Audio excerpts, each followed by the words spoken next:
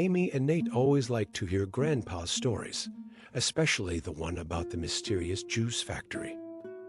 On a cold night, the two kids sat by the warm fireplace. The stars outside the window twinkled quietly in the dark.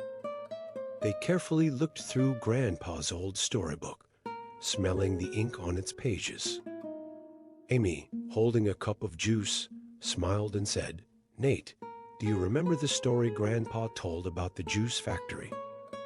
The world full of strange juices." Nate nodded, Grandpa's warm voice still in his memory. "Yes, I remember. The one where different fruits can grant different wishes, right?" Amy blinked her eyes and gently patted the storybook. "Nate, I always think there's a secret in Grandpa's story." Nate, curious, leaned in. "Maybe, Amy. Maybe we can find answers in the juice factory." That night, Amy and Nate decided to explore the juice factory, hoping a wonderful world was truly waiting behind those strange stories. They took small backpacks, filled them with snacks and a lantern, and started their adventure. They walked carefully through the deep forest. Moonlight shone through the leaves, casting spotted light on them. They were a little scared, but even more excited and curious. Nate held Amy's hand tightly, and together they reached the mysterious juice factory. The juice factory was not old and abandoned as they imagined, but a weird and colorful magical world. Juice poured down from tall waterfalls, forming a spinning juice whirlpool. Nate's eyes lit up. He excitedly looked at the whirlpool. "Amy, this place is so mysterious. Look at that flowing juice." Amy's eyes sparkled with curiosity as she pointed forward. "Look, the juice over there is glowing. Let's go check it out." They stood in front of the whirlpool, feeling its strange magic. Nate playfully looked at Amy. "Maybe it's a big jelly world. Do you dare to jump in?" Amy took a deep breath and bravely nodded. "I do." "Let's hold hands, jump together, and see this wonderful world." So the two kids held each other's hands tightly, closed their eyes, and bravely jumped into the mysterious juice whirlpool. The adventure began. The moment Amy and Nate plunged into the juice vortex, they felt as if the entire world burst into a spectrum of vibrant colors. And they were enveloped by various types of juices, as if swimming in a soft jelly ocean. When they landed steadily on a ground made of yellow juice, they looked around this peculiar world in astonishment. There were bananas that could laugh and little strawberries that could fly. Every creature seemed so enchanting. While Nate was admiring everything around them, a talking orange rolled over. "Hello. Welcome to the juice world. I am Oren." Amy's eyes widened. "Wow, you're a talking orange." Oren laughed. "Everything here was given life by the tears of a goddess. The juices you see all come from her sorrow." Nate slightly furrowed his brows, curiously asking, "Why is the goddess crying?" Just then, a small blue creature flew over, her wings shimmering with star-like sparkles. She introduced herself. "I am Blua, one of the guardians of this world." Oren looked at Blua. "Blua, they are here to help us." A glimmer of hope flickered in Blua's eyes. "If you are willing to help us, we will grant you a wish." Amy and Nate looked at each other.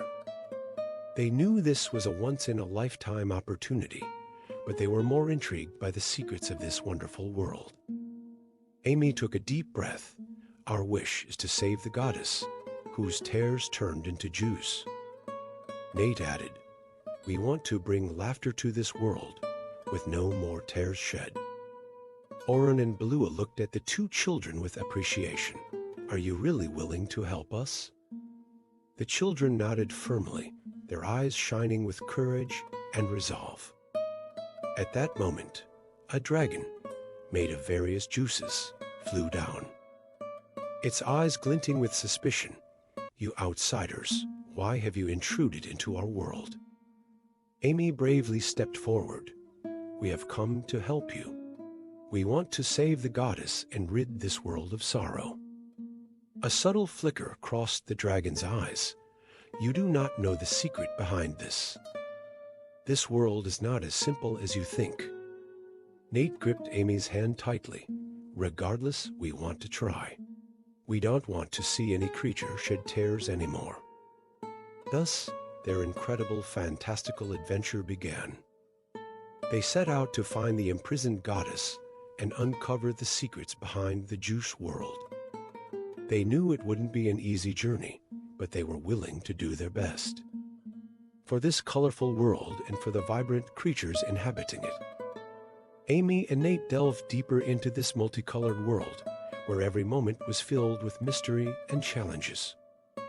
They knew that in the process of finding the goddess, not only courage but wisdom was needed. First, they arrived at a seemingly calm yet tumultuous lake of apple acid. The acidic liquid of the lake bubbled continuously, and the air was filled with a pungent smell. Amy frowned.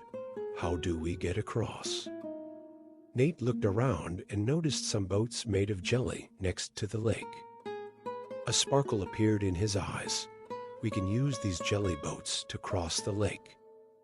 But the jelly boats were rickety and could barely support any weight. Amy couldn't help but laugh. "This doesn't look reliable at all." Nate gently patted Amy's shoulder with a smile. "Trust me."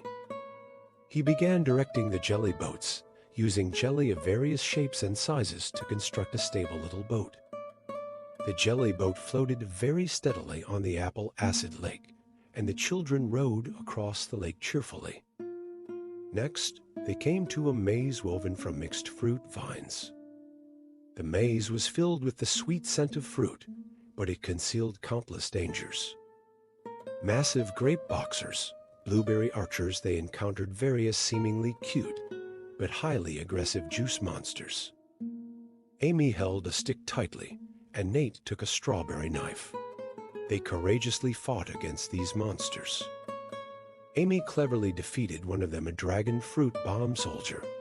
She threw it towards a group of oncoming cherry warriors.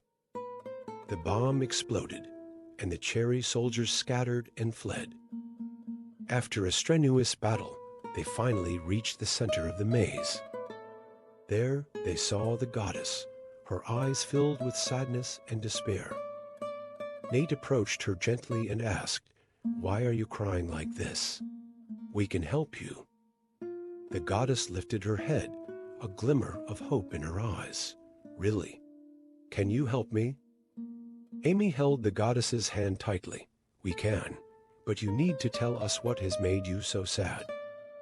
The goddess gazed deeply at Amy and Nate, her eyes shimmering with a profound and painful radiance. She sighed gently, her voice saturated with the weariness of ages and boundless sorrow. Gentle juice slid from the corner of her eyes, softly dripping into the stream below.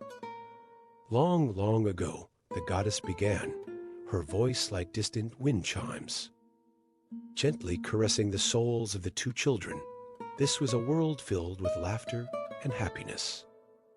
I protected everything here, ensuring every life could enjoy peace and joy." Amy and Nate listened intently, completely immersed in the goddess's story. The goddess continued, "Back then, every creature here shared their joy and sadness with me, and my power derived from their emotions. But one day, an evil wizard came to this world." She paused, seemingly organizing her chaotic memories. "He wanted me to help him gain more power, to use my abilities to serve him. When I refused, he unleashed the terrible curse. My power began to gradually wane, and this world slowly lost its color. Every drop of my tears turned into this strange juice, and every time I cried, I lost some of my power." The goddess wept again. Amy and Nate felt her inner pain. They tightly held her hands, trying to offer some comfort. Struggling to control herself, the goddess continued, "But your arrival has given me a glimmer of hope. Perhaps it is you who can save this world, break this curse." Nate gathered his courage and asked, "But what do we need to do? We are just two children. What can we do?" The goddess smiled gently. "Perhaps it is your innocence and kindness that will find a way to break this curse. The wizard used malice and greed to seal my power. Perhaps a pure and selfless heart can unlock it."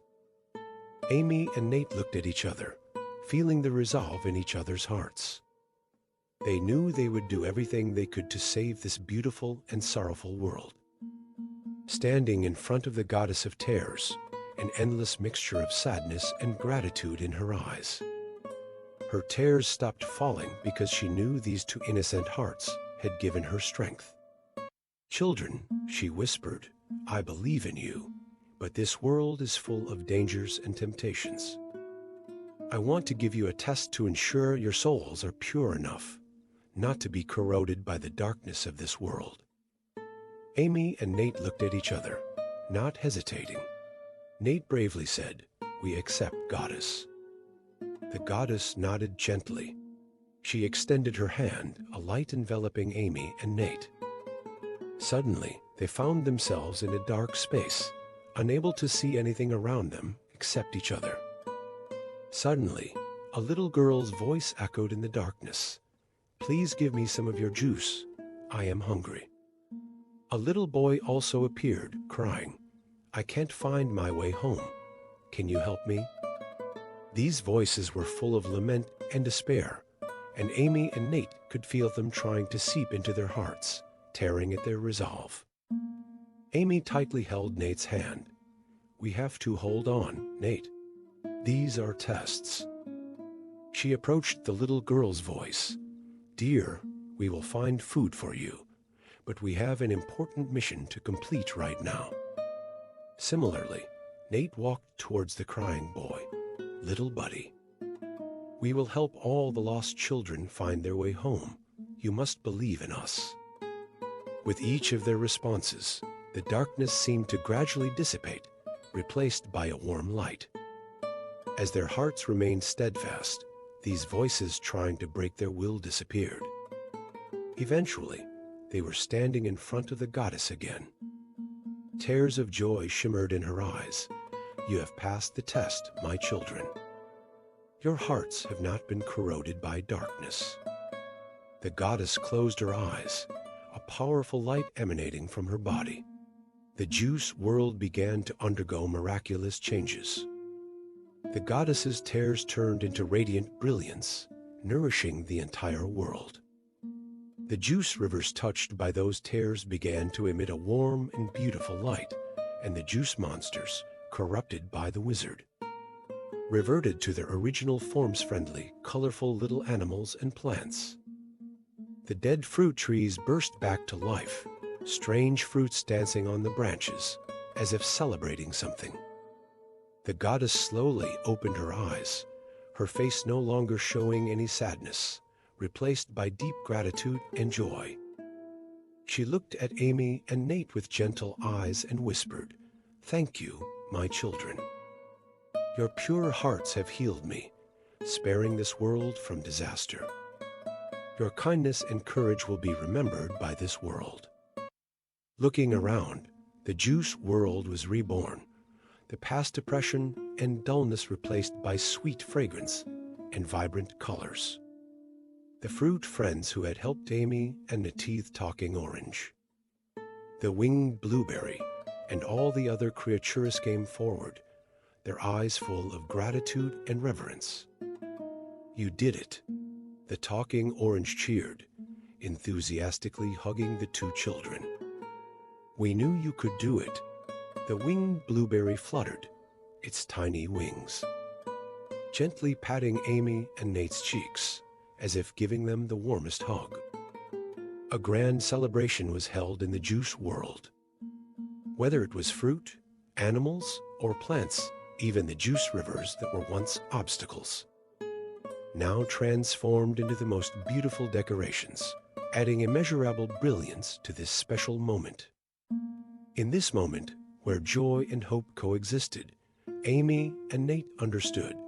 True power originates from a pure and unblemished heart. What they did, all the decisions and sacrifices, eventually brought about the rebirth of this world. And this story finds a temporary conclusion amidst laughter and celebration. Of course, their adventures were not over. In the days to come, they would carry that pure heart into more unknowns and wonders.